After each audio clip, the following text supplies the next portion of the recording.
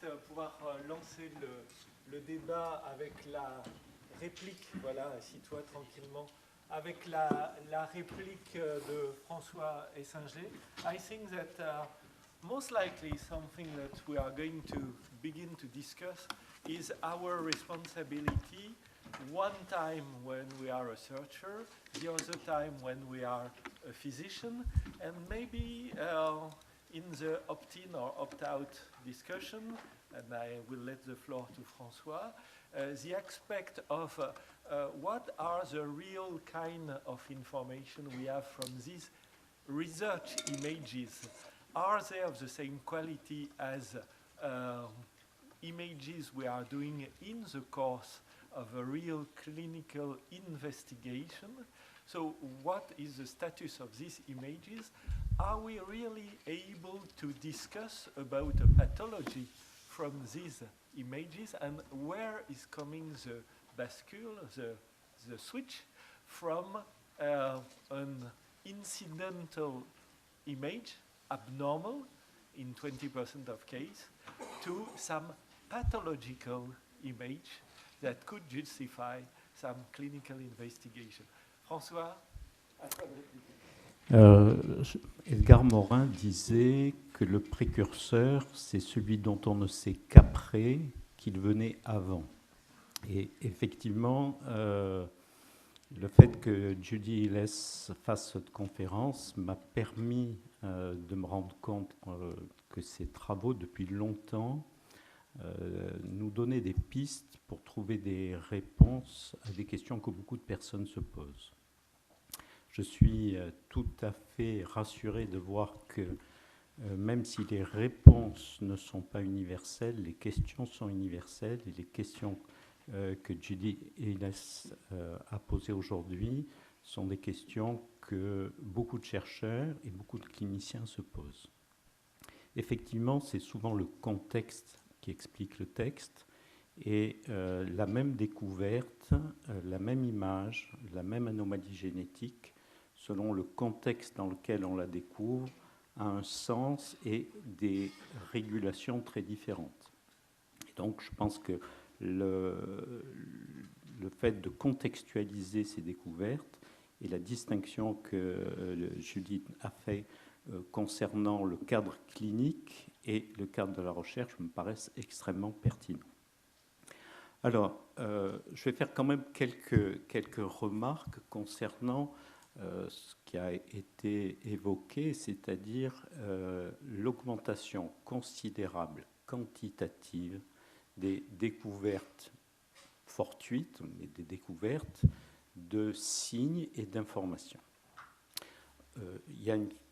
Peu à peu, on enlève le voile d'ignorance, et ce voile d'ignorance qu'on enlève, au jour d'aujourd'hui, en particulier dans le contexte de la génétique, va aboutir à la capacité que l'on a à informer les personnes de variations de probabilité de développer des pathologies plus ou moins graves.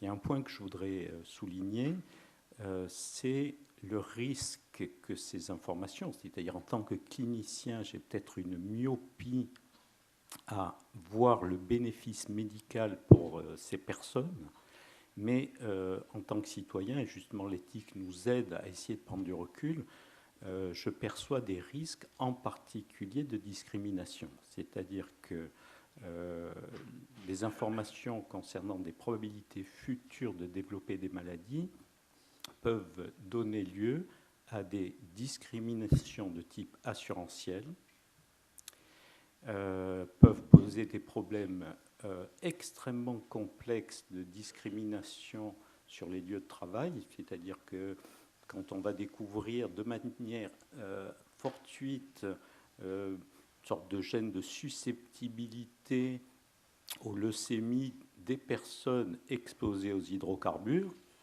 ça va poser d'énormes problèmes. Et là encore, le contexte va jouer un rôle considérable.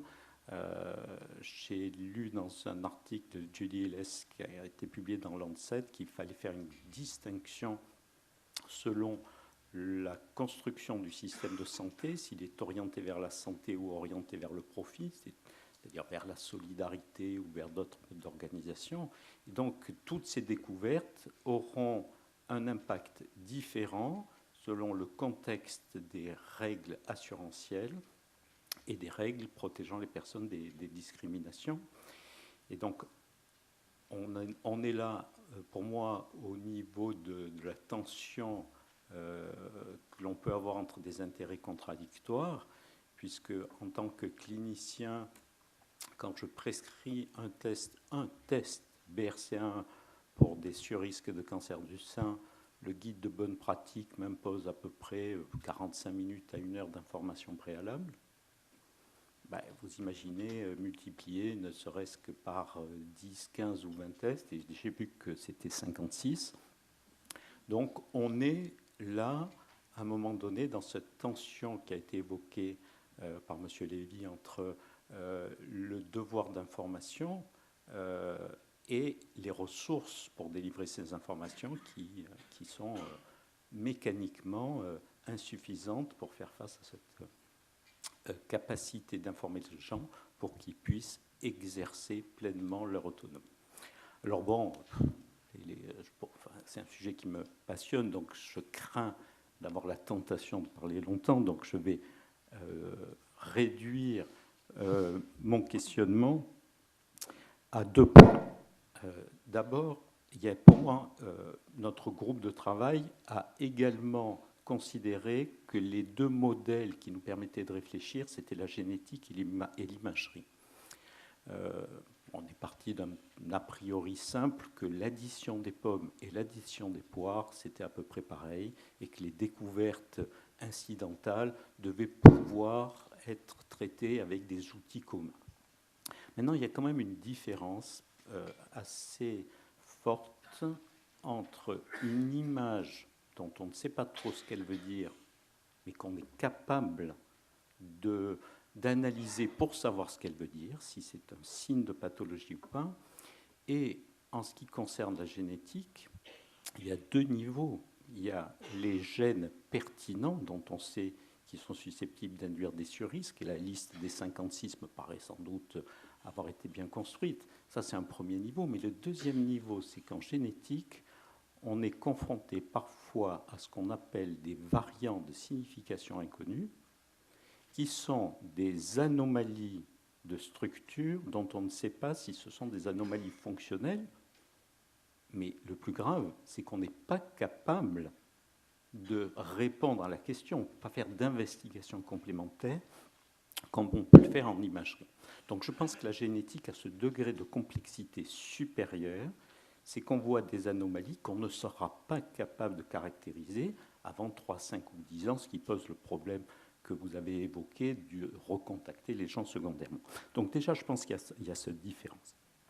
En fait, la question centrale que je voudrais poser, la seule question que je voudrais poser à Julie, après je laisserai les acteurs de la salle intervenir, c'est que comment résoudre la tension, quand elle existe, entre la volonté d'une personne et notre sentiment à nous.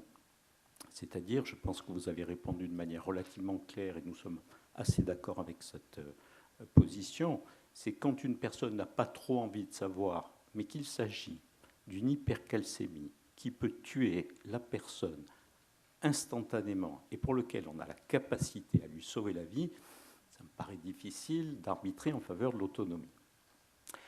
Mais c'est l'autre côté de la pente douce. Je suis habité par cette métaphore de la pente douce qui fait que l'on passe d'une situation typiquement acceptable à une situation typiquement inacceptable sans savoir à quel moment on a franchi la frontière. Donc ce qui m'intéresse, c'est l'autre bout du spectre. Que faire si une personne, dans ce contexte d'autonomie triomphante, dit « je veux tout savoir sur tout », est-ce que, alors je suis bien entendu opposé au paternalisme du médecin, mais je me pose la question de savoir si la société ne peut pas dire à un moment donné, non, il y a des choses que l'on ne va pas, pour lesquelles nous considérons que le retour d'information, même souhaité par la personne, est sans doute quelque chose qu'on peut limiter, mais c'est un questionnement, et c'est la question que je voudrais vous poser. avant que la salle puisse vous poser d'autres questions. Bon, merci. Et merci pour parler assez lentement pour moi. I come away with 5 comments, and then perhaps I'm going to ask you to ask your last question of me in English, so I can respond it directly. But there are 5 themes that I heard from Professor Schneewes and yourself. One is about the quality of images in research. And when do we shift from our research envelope to a clinical envelope in terms of our duty to care? And I think the answer is now. And I think the answer is the horse has already left the barn, as the expression exists. I think when we are conducting medical research in today's era, we have an obligation actually to have medical protocol lead our research protocols, not the envers. And so that's to address your question about the quality of images. Clearly, research images are not clinical images, but there is a place where we have to find a way where all of the images, in any case, are, I believe, reviewed by physicians to ensure that the integrity of the data are good. And I give the example often of animal studies. Some of us have done and do animal studies.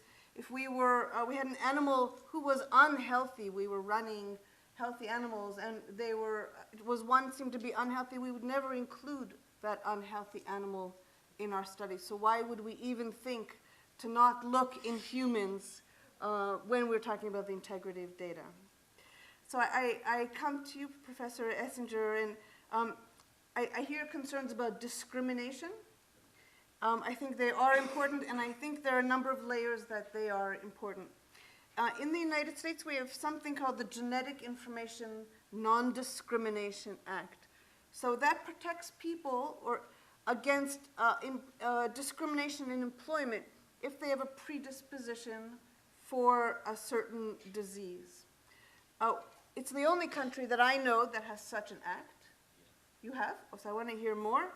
But does it protect your population in terms of life insurance? Also in terms of life insurance. So this is very interesting to me.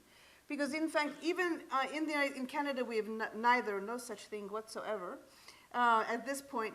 But in fact, it doesn't protect against life insurance. So there is discrimination. Life insurance is, even though there isn't discrimination in genetic testing. So now let me ask you, do you have a similar protection act for brain imaging? Okay.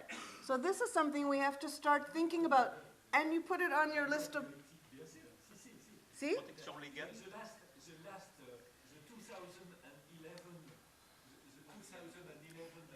law.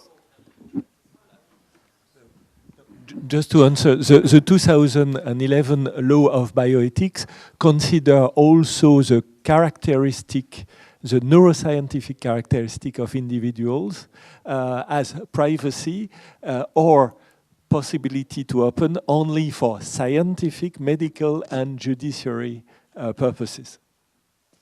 So it was a line on genetic privacy.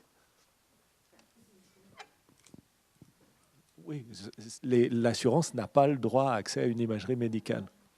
Elle n'a pas le droit. Okay, merci. So I carry on with 2 more points, and I want to ask you to repeat your final question. One of the places we have, I think, the biggest ethical concerns, and we really have to be thinking and prioritizing them, is now in the preclinical space for Alzheimer's disease.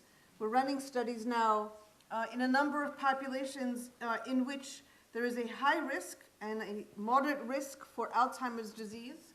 And the preclinical trials that we're doing on drugs are in people 20 and 30 years of advance of it manifesting the disease. And I think there are issues for, again, protecting against discrimination. How do we inform people that they might have a disease in 30 years down the road? And doing the paradox of doing safety testing of drugs in people who are today and for many, many years very healthy is a huge ethical issue. And my final point is the slippery slope about the criminal justice system and brain scans or even genetic tests. So once we start to use our scientific results to predict potentially who might be a social deviant and who might have to come before the criminal justice system in a preventive way is really a slippery slope, because in almost all cases we're talking about probabilities. So we have certain standards, we have certain laws of when we know we have to intervene, when somebody really is a threat to his or herself or a known threat to his or herself other. We have criteria. But in this space of prediction, we have to be very careful. We have terrible things in the United States of shootings and so forth on college campuses. Were there signs? Absolutely. Were police at the door? Absolutely. Could they pass the test of taking this young man in? No. So I think there are some real tensions there.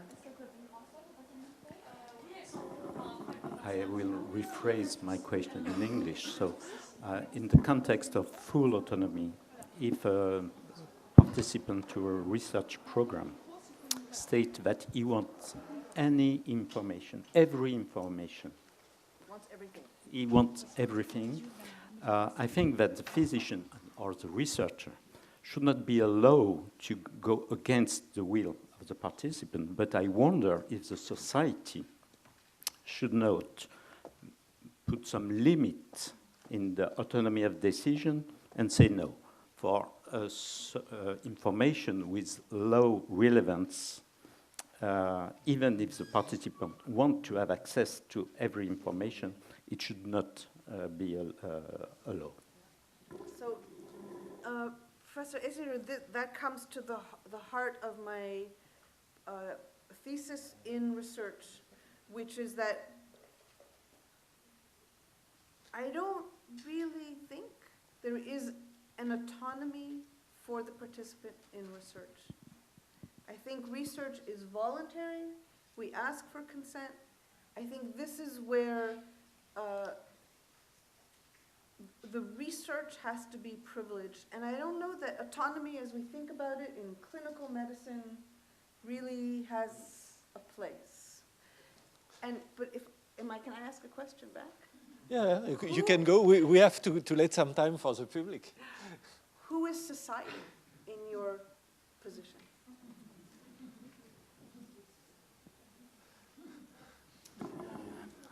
Tu réfléchis? No, I think it's political representative bodies, the person for which I vote.